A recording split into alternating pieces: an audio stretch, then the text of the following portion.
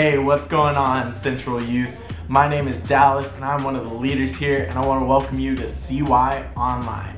We are so glad you're here for what is going to be an amazing week. And speaking of an amazing week, we have an amazing event coming up this Wednesday called CY Nights. We're going to be in the auditorium, socially distanced, and following all safety guidelines while still having a bunch of fun. We'd love to see you there. But if you can't join us in person, we're actually going to be having an online version of it that we'd love for you to take part in as well. So stay tuned to our Instagram to get more information on when that'll be. But without further ado, let's go ahead and tune in to this wonderful message from the one and only Bryce Massick.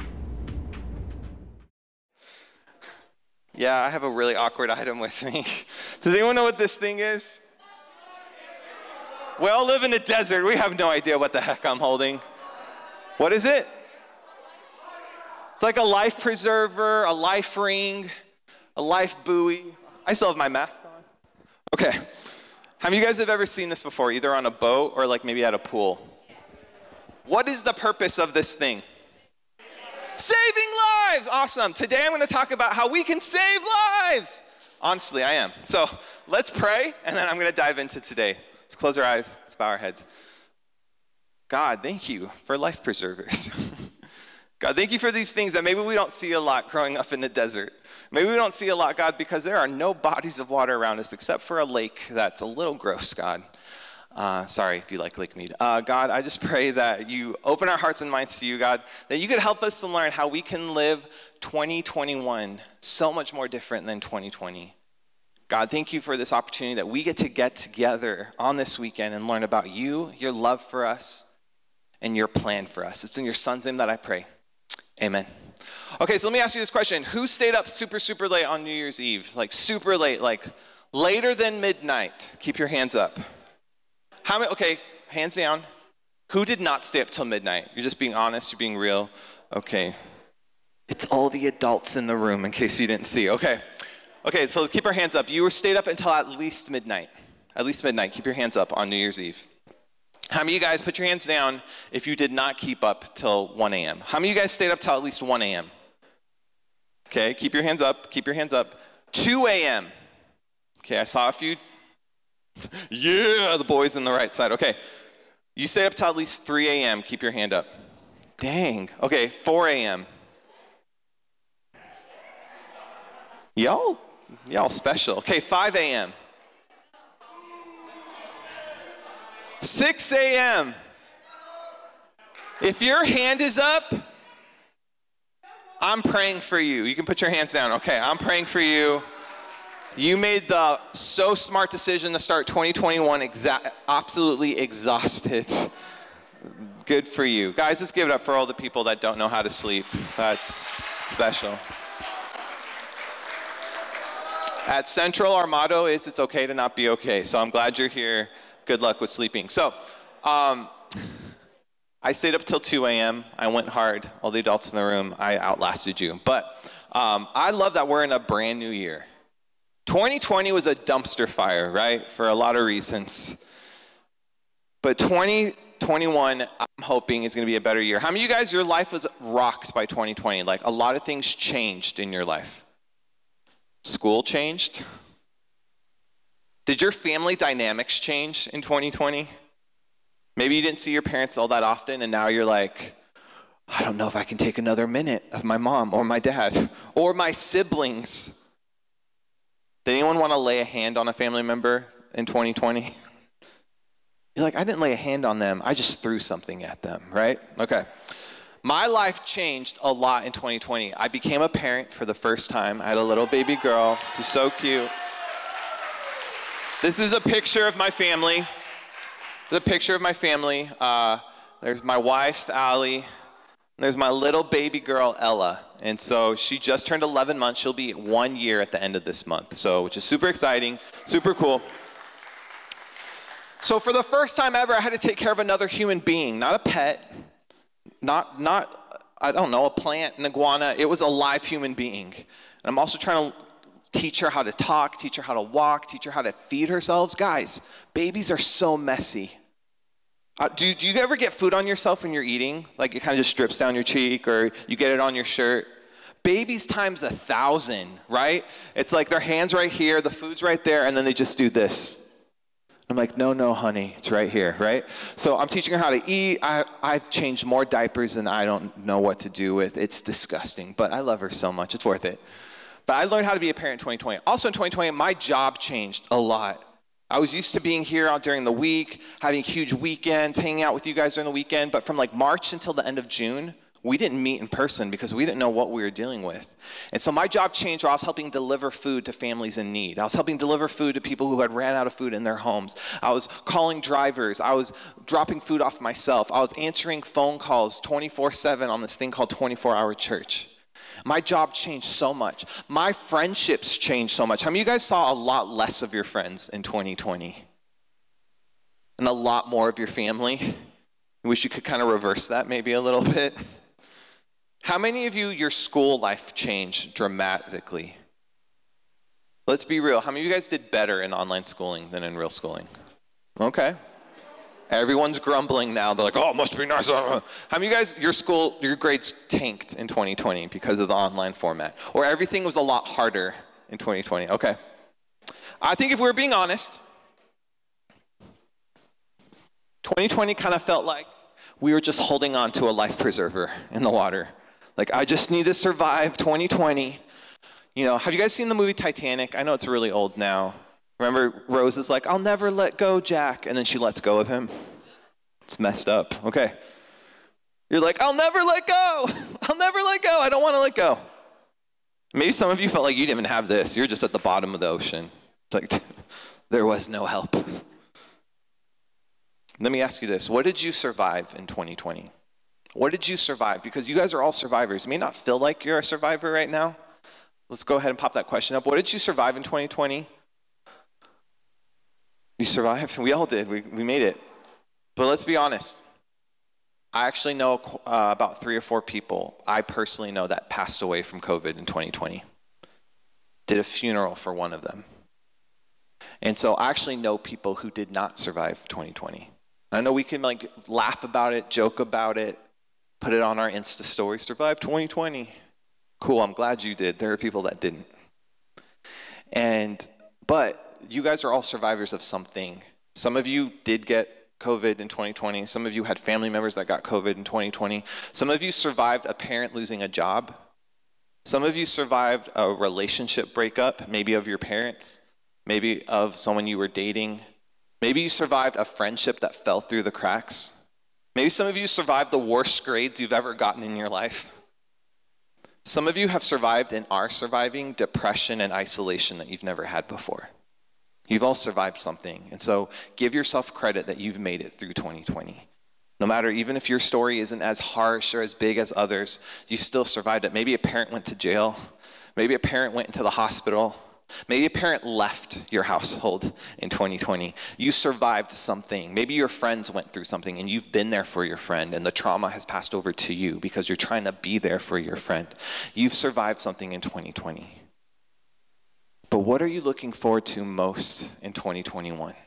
What are you like finally thinking about, like, oh, I can finally just get air and I can finally just live in 2020? Because I think a lot of us, we survived 2020, but we want to live in 2021. We survived 2020, but we want to live in 2021. So what I want you to do is just turn to your neighbor and tell them one thing that you survived or overcame in 2020 and one thing that you're looking forward to in 2021. Go ahead and share with your neighbor.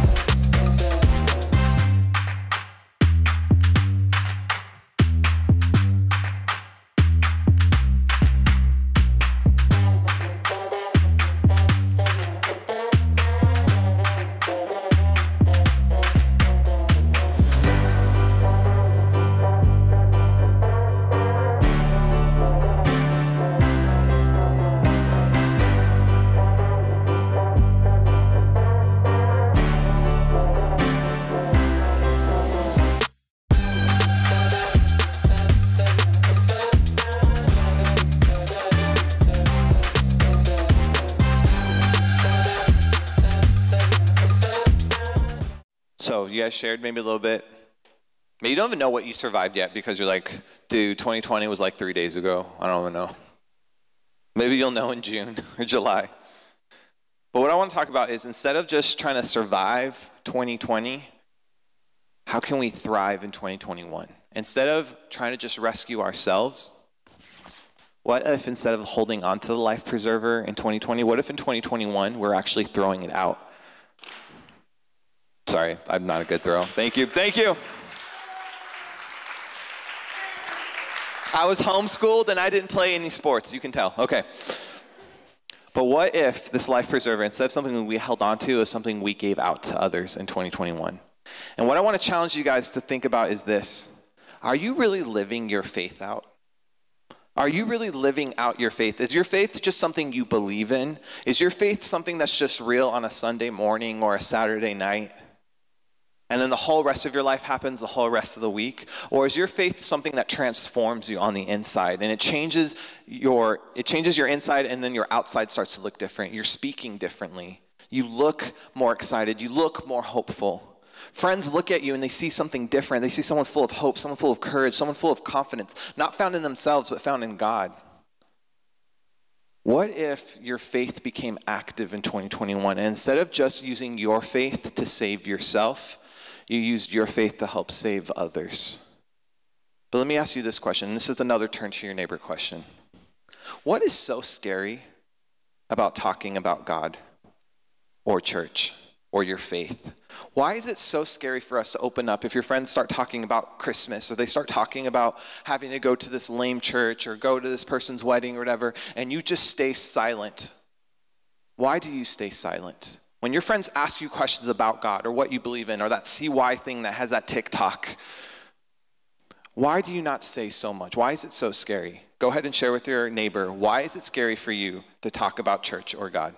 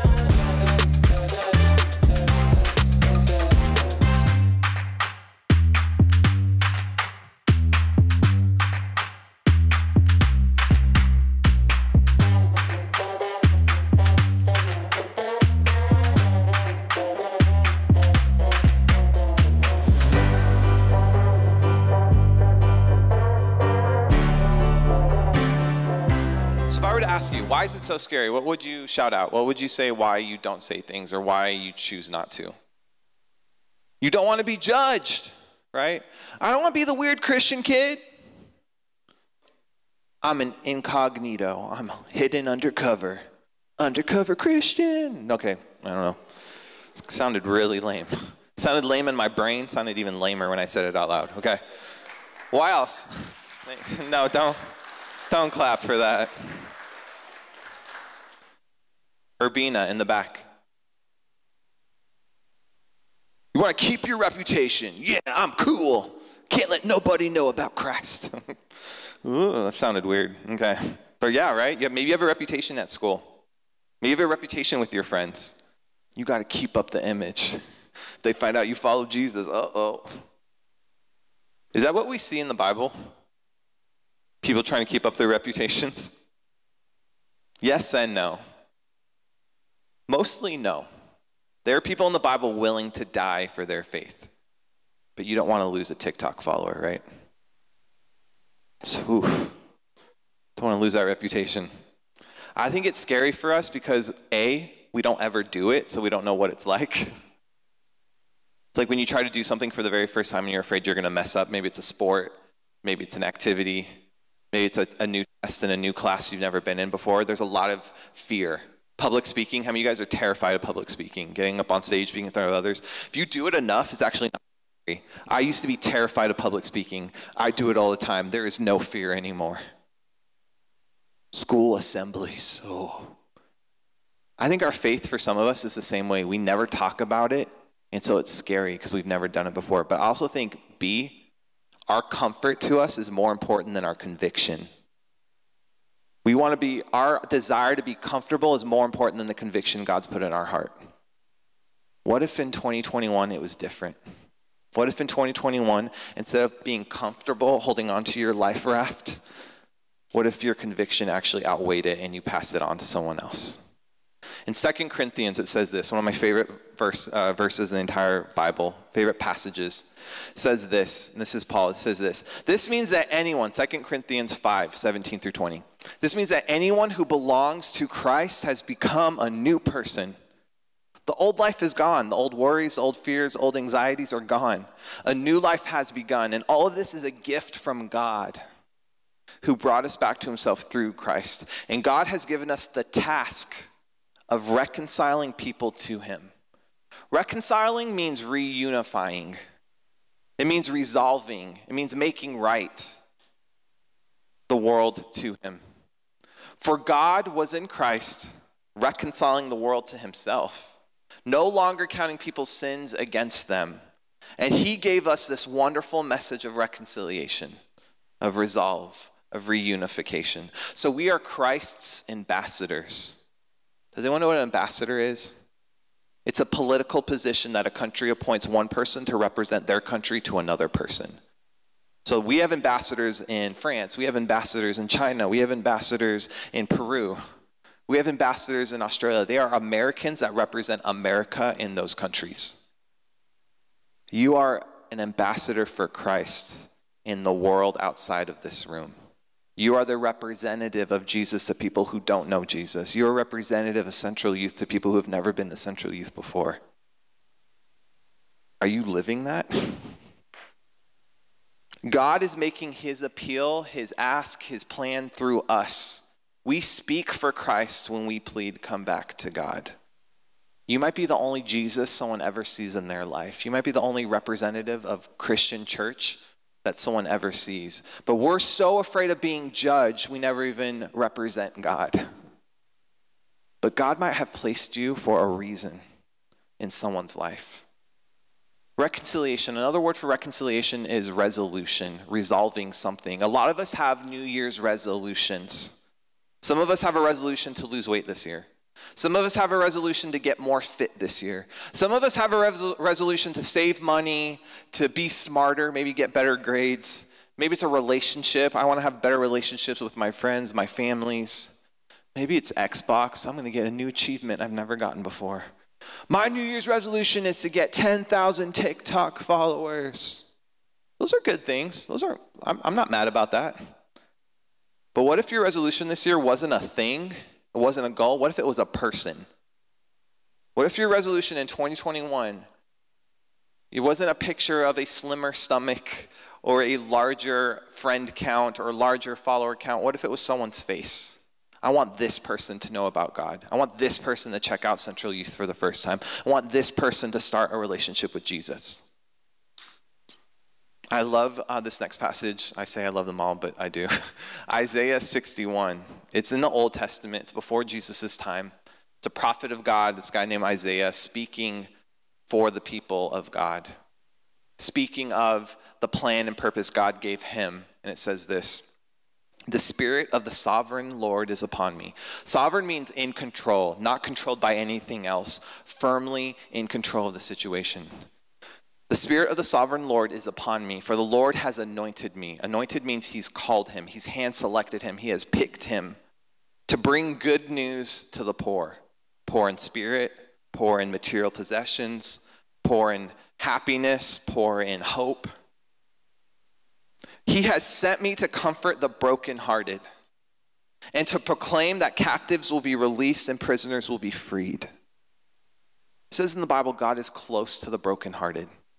What if God broke all of our systems, broke all of our schedules, broke all of our plans so that we could actually focus on him today? so that we're not distracted by all the things that we used to live for, distracted by the grades, distracted by the friendships, distracted by the relationships or the lack of relationships in our life. What if God broke everything so that he could be near us, so that he could be clearer than ever? He has sent me to tell those who mourn that the time of the Lord's favor has come, and with it the days of God's anger against their enemies. God will be justiceful. He will give the enemies that have been conquering us all forever. His anger will be on them finally. To all who mourn in Israel or the world around us, he will give a crown of beauty for ashes. Instead of the ashes they're laying in, he's going to give them a crown of beauty. A joyous blessing instead of mourning. Festive praise instead of despair.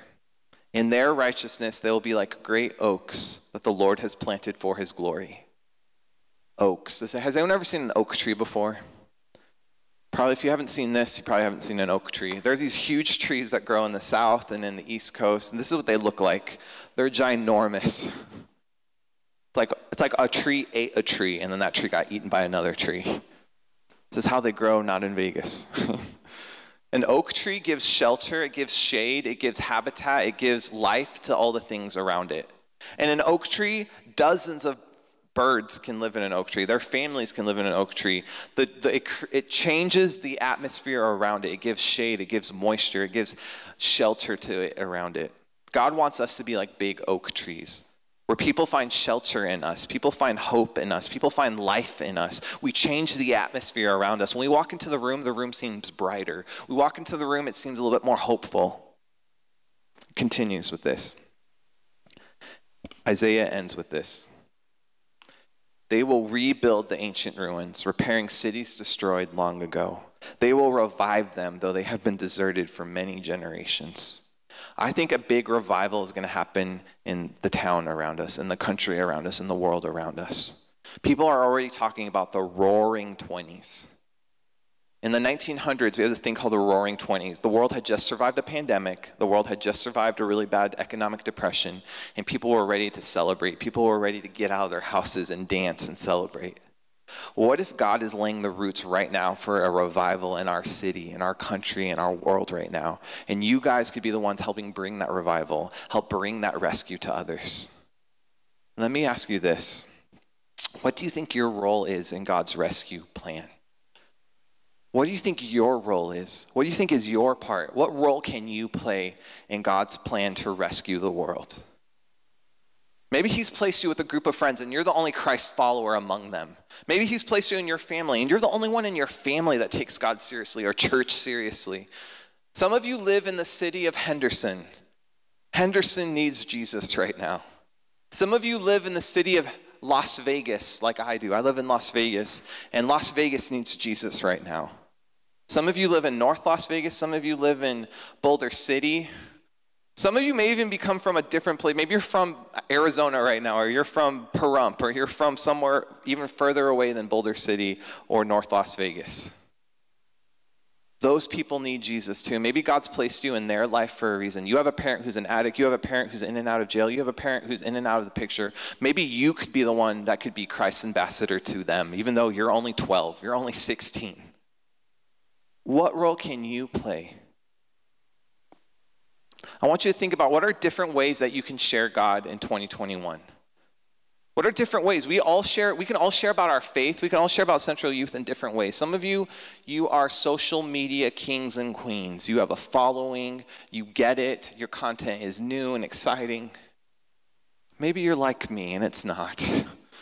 And you just post about your pet, or you post about your little sibling, my daughter. Just that's all it is, just pictures of a beautiful baby. Social media is not going to be the place I think that God's going to use me most to share God's story. But maybe for you it is. Maybe for some of you it's just personal contact conversations you have with people, intentional conversations. Maybe some of you, you've seen friends or family you haven't seen in like a year since the lockdown. Maybe God's going to bless that conversation and they're going to ask you, so what have you been doing this whole time? You can say, oh, well, I've been trying to not fail my classes. But I've also been going to this thing called Central Youth, this place called CY. I go to this thing once a month called CY Nights. It's actually really cool. There's food trucks and games. And this month, for whatever reason, we're taking over an auditorium. And they're like, what? What is that? Maybe it can start with that. Maybe it could just start with you inviting a family member or a friend to check out what's happening here. But there's also ways we shouldn't share God in 2021. We shouldn't be fake about our faith. Like we're struggling, but we're like, oh yeah, God's good, blah, blah. We shouldn't be angry. We shouldn't be judgmental. We shouldn't be sly. Like I'll post the link in my bio, but that's it. Right below the lock emoji with my love's name, I'll put a scripture. Okay. That's not a way to share God in 2021. But what are some good ways? I'll give you 3 simple ways. First is this. You can share your story. Just be you. Share your story. If someone asks you, how has 2020 been? How was it? Because it's in the past now, thank God. You can say, you know what? It wasn't as bad as I thought it was going to be. And they could be like, why wasn't it as bad as you thought it was going to be? You're like, well, I had this place called Central Youth that I went to, and I had these leaders and these friends, and we were able, they're like, wait, you were with other human beings in 2020? I'm like, yeah, it's this place called Central Church. Or maybe like, you know what? I just prayed a lot, or my relationship in God grew a lot, or I had hope for some reason. Just share your story. Don't be fake. Some of you have a testimony. God has radically changed your life. You were afraid of things before that you're no longer afraid of now. For me, and I think about my story, I used to be afraid of death. I was afraid of dying. I was afraid of those around me dying. I was afraid of not being in control of people staying alive. I was afraid of me not living out the future that I wanted to because I would die too soon. But now I have God. I'm like, you know what, God? When you call me up is your time. If I go to the ice cream truck and the ice cream truck's brakes don't work and it mows me down today in my quiet little neighborhood, God, it's your timing. I'm okay with that. If you call my parent home to heaven a little bit earlier than I wanted to, God, I'm going to trust you in that. If you call home my friend that I love who's way too young to pass on, God, I'm going to trust you in that. 2020 was a lot of me trusting God when people I knew were dying of COVID. My life has changed. I'm not afraid of death anymore. I know death isn't the final answer. I know death isn't the final say, that there's a life beyond this one. I used to be so afraid of opinions of people and acceptance of people and being judged good enough or being judged normal enough or being judged funny enough by others. I wanted people's approval. But now, guys, today, I just want God's approval. My life has changed because of that. You could change someone's life by just sharing your story. Your scars could be a roadmap of what God has done in your life, the things that you've survived. Share your scars. Show them to people. You know what? My parents divorced, but God is still good because blah. Blank. I survived moving around again and again all across town because God is good. I survived losing a parent, losing a sibling, losing a friend because I know God has a plan for me and that this isn't all over. Share your story in a real way. Another way is this: share the gospel. The gospel is just a fancy Bible term for the good news. Jesus, what Jesus did on the cross, that he died for our sin, he lived a perfect life, came to earth, and that he paid for our sins, our mess ups on the cross so that we could be forgiven, so that the score could be settled. Your friends are going to ask you what you believe. You better have an answer for them, because some of you might not even be able to answer that question. So what do Christians believe? What do you talk about at Central Youth?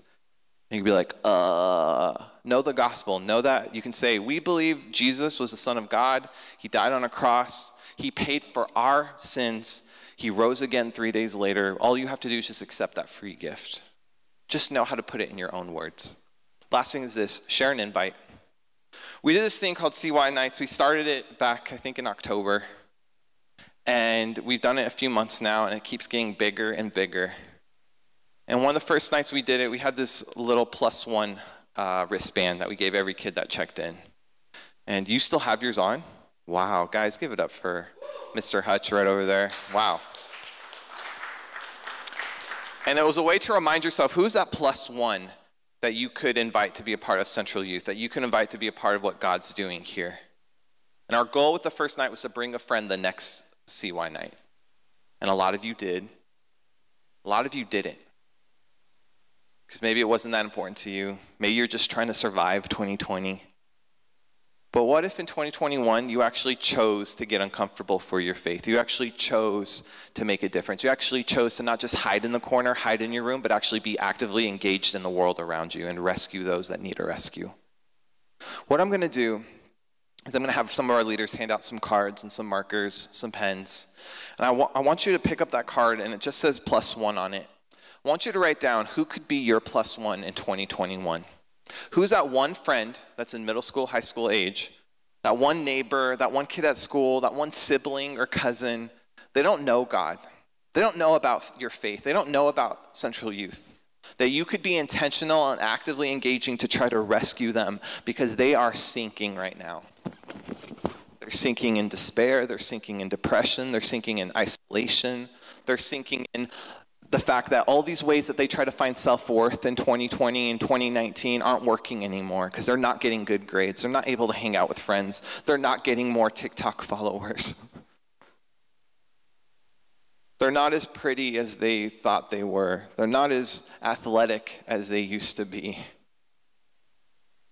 What if all these imitations that they were trying to find worth in have been stripped away so they can finally find their worth in God? And what if you are the one? What if you are the one to help make them a part of that? So they're going to hand them out. And I want you to think, if you don't have your card yet, if you don't have your marker yet, or if you do, think about that one person. I want you to start small. Don't list off 10 people. Don't list off 5 people. Let's just start with the one. Maybe God's placed them right at your front door. They are right under your nose. They are right in front of you. And maybe God's pulled on your heartstrings before. He's tugged on you before. Like, you need to invite them to Central Youth. You need to tell them about what you believe in. You need to tell them why in 2020, when everything else is falling apart and everything else is on fire, you're okay. You're making it. You're not just surviving, you're thriving. We don't do CY nights just because we love to throw parties and we love to hang out with you. We throw CY nights because we want your friends who are outside these walls to be a part of what we're doing here. A lot of you have been to churches and you've been to youth groups that were not fun. Maybe you grew up in a church that was not okay. You felt judged there. Felt like they looked down on you. It was just boring. Central Youth is not that. And we strive day in and day out to make an environment, to make a room that is not that. We want to be able to listen to you. We want to be able to be talking about the things that you're talking about. We want you to feel free to express yourself and be who you are. It's okay to not be okay, but it's not okay to stay that way. And there are new beginnings, and there is new hope here.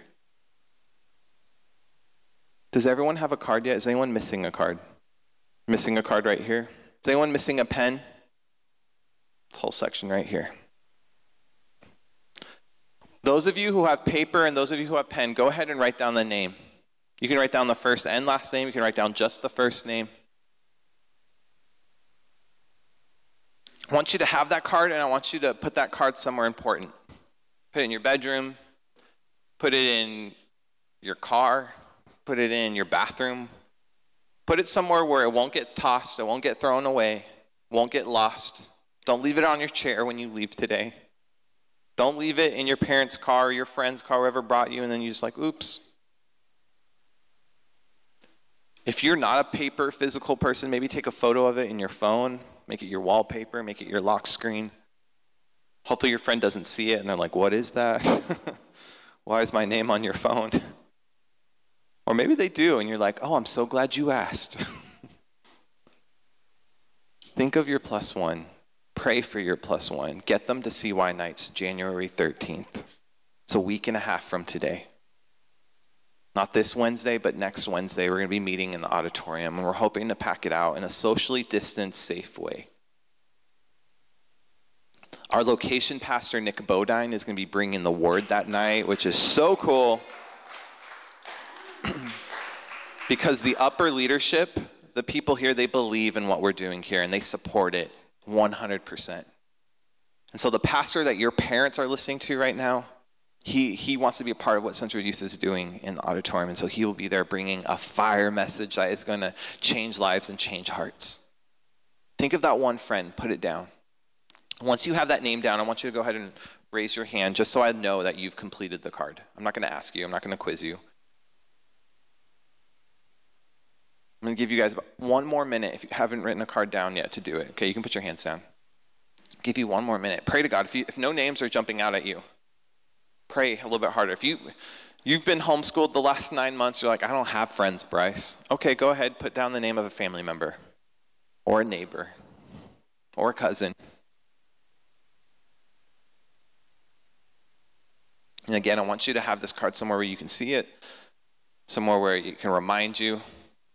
And I say, take a picture of it in your phone. Have it in your photo reel with your camera so that you know you won't lose it. What if 2021, instead of being about survival and getting by, what if it was about rescue and revival and saving lives for Jesus? I'm going to go ahead and pray. God, thank you so much for today. Thank you for loving us. Thank you for having a plan and a purpose for every single one of us, God. God, I pray that 2021 is not about survival, but it's about thriving. God, that 2021 isn't about being comfortable, but it's about conviction. God, that 2021 isn't about playing it safe, God, but it's about stepping out of our comfort zones and doing things we never dreamed or imagined possible. God, I pray that through the kids in this room, the adults in this room, God, through our courage, through our love for you, God, that we're able to change the world around us, the city around us, God, that people will find hope in you. Because we decided to actually live out our faith, God, that our faith wasn't a belief, but it was an action. God, that it wasn't an opinion, but it was a way that we live our life. God, I pray for CY nights, God, on January 13th, God, that room is full with kids, God, that we don't know what to do with them, God, that we run out of places to social distance safely. God, I pray that you just bless that night, God, and kids that never thought they'd walk into our doors, walk into our doors. And they find out about hope, and they find out about a community of kids and leaders that aren't perfect, God, but we're perfectly loved by you. Thank you for today. It's in your son's name that I pray. And everybody said, amen. Thank you guys so much. We hope that you have a great week. Happy New Year. Happy first Sunday of 2021. Make sure Wasn't that an amazing message from Bryce? I loved hearing what he had to say. It was absolutely incredible. But there are more incredible things to come this week that we would love for you to take part in. As I previously mentioned, CY Nights is coming up this Wednesday. You're not gonna wanna miss it. It's gonna be in the auditorium. Everyone's gonna be socially distanced. It's gonna be safe. There's gonna be cleaning procedures and all safety guidelines in play. We would love to see you there. Do not forget to register now. But if you cannot make it in person, please stay tuned to our Instagram to get more information on it. We would love to see you there in whatever that means. But speaking of seeing you there, I will see you next week. Have a great week, guys.